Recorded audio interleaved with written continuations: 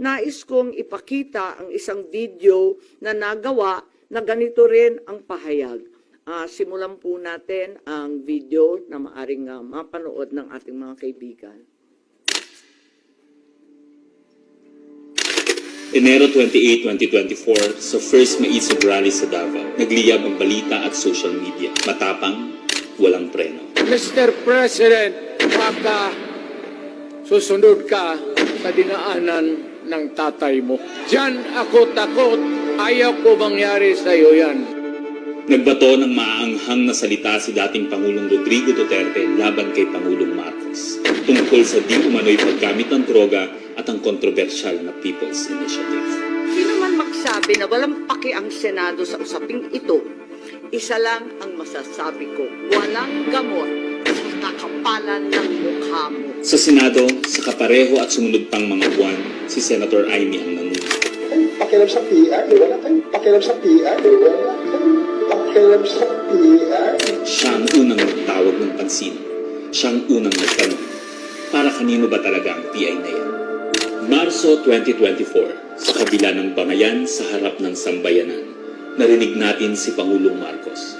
Matatag, matapang. The International Criminal Court has no jurisdiction over the Philippines as we remain to have a working judicial system and law enforcement mechanisms.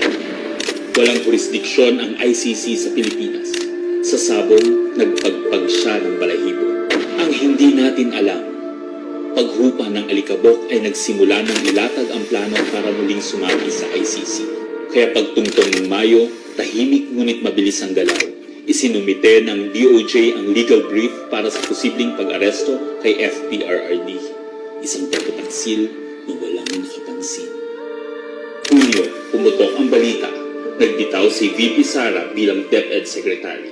Tendered my resignation as the Secretary of Education effective July 19, 2024. Isang babae ng tapang ngunit walang nagawa dahil sa likod ng tama. Agosto, isinagawa ang unang Quadcom hearing laban kay FPRRD habang inuusig ng COA ang confidential funds ni VP. Ang hindi natin alam, sa gitna ng lahat ng ito, itinalaga na ni PBBM si Marcos Lacanilao bilang Special Envoy ng Transnational Crimes na siyang magsusuko kay FPRRD. At maluwag na rin pinapasok ng bansa ang mga tiga-ICC noong Oktubre. Walang bahid ng pagtutol, walang balak na ipagtanggol ang kapwa Pilipino. Nobyembre, nag-iba na ang ihip ng hangin. Matatag, matapang, walang bahid ng pag-aalinlangan. Narinig muli natin si Pangulong Marcos, ngunit iba na ang sinabi. If yun ang gugustuhin ni PRRD, hindi naman kami haharang dun sa mga ICC. Para tagunan ang galawan, pinaingay ang impeachment complaints laban kay VP Sara. The Office of the Secretary General will transmit the two impeachment complaints filed against Vice President Sara Duterte. Kahit pa nagkaroon ng INC rally noong Disyembre, naidiin pa rin ang impeachment sa Kongreso. Planado na rin ang pagpirma ng questionableng 2025 budget kahit bat-bat ng anomalya.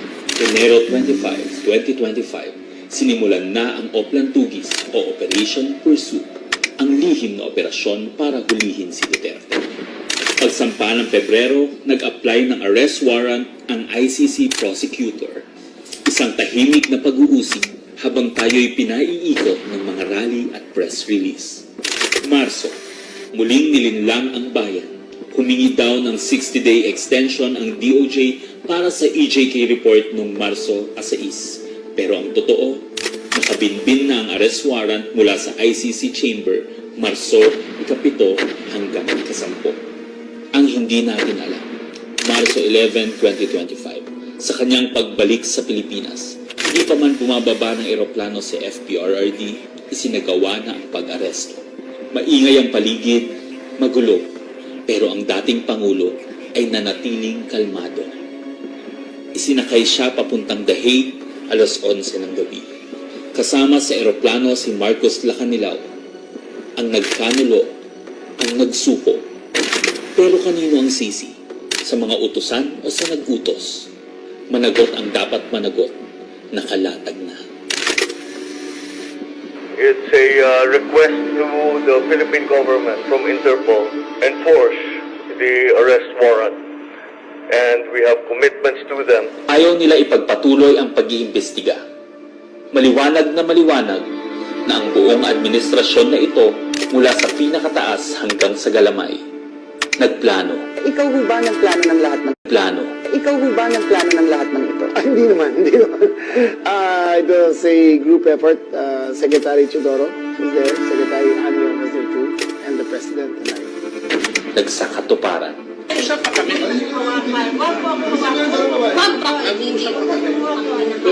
Kayo mga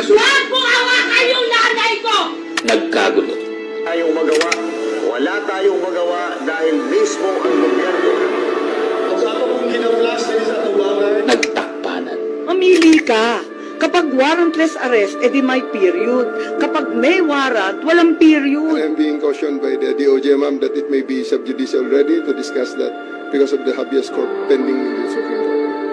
Ngunit lumabas ang buong katotohanan. Ganito pala ang bagong Pilipinas. Hindi man lang natin alam.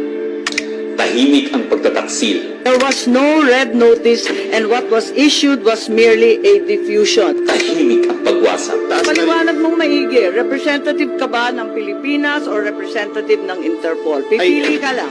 Represent ko po ang Interpol NCB Manila. So mali itong papel na to. Harapan ang pagtalikod.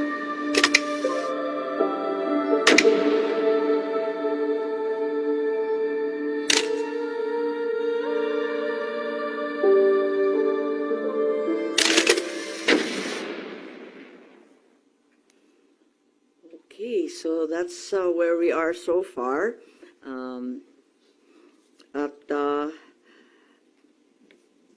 Mahirap hindian ang sinasabi sa bidyong yan na may isang malawakang plano na may kinalaman sa politika at sa 2028. Iminumungkahi namin na imbestigahan ng Office of the Ombudsman ang mga sumusunod.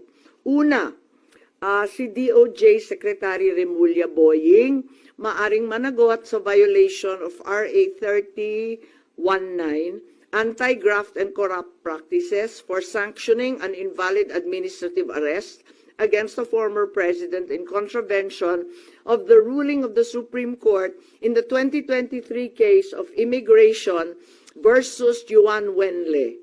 Maliwanag na napakadaming kondisyon, kwalifikasyon at requirement na isinaad ng ating Korte Suprema doon. Ikalawa, usurpation ng DOJ ng judicial functions. Kahit hindi sila korte, naghahatol sila na halos sila ang naging husgado. Ikatlo, grave misconduct and conduct prejudicial to the best interest of public service.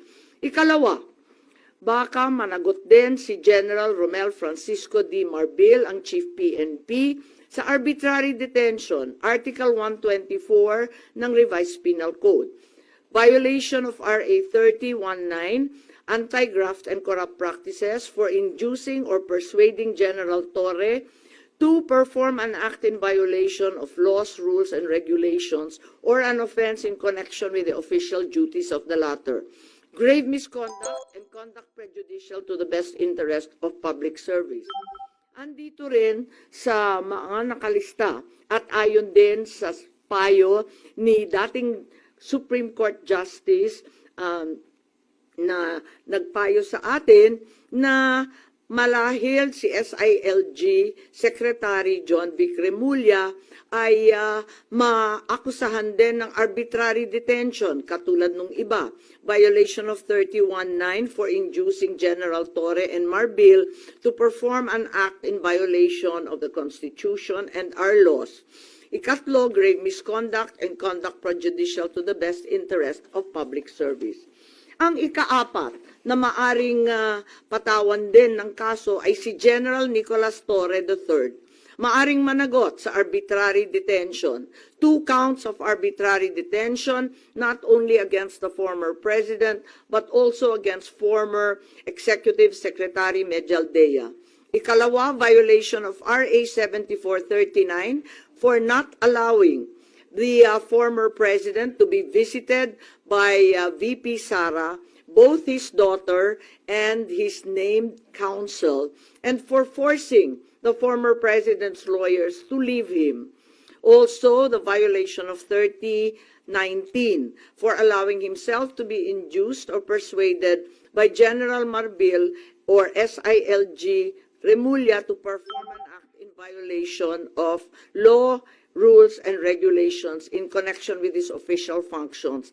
Grave misconduct and conduct prejudicial to the best interest of public service ay maaari ring ipataw laban kay General Torre.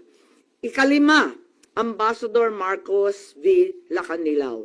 Maaring managot sa usurpation of official functions, Article 177 of the Revised Penal Code, pagsisinungaling sa ibang kaso at perjury sa ilalim ng Article 183 of the Revised Penal Code, false testimony in other cases, and perjury in solemn affirmation under Article 183 of the Revised Penal Code, at conduct prejudicial to the best interest of the service.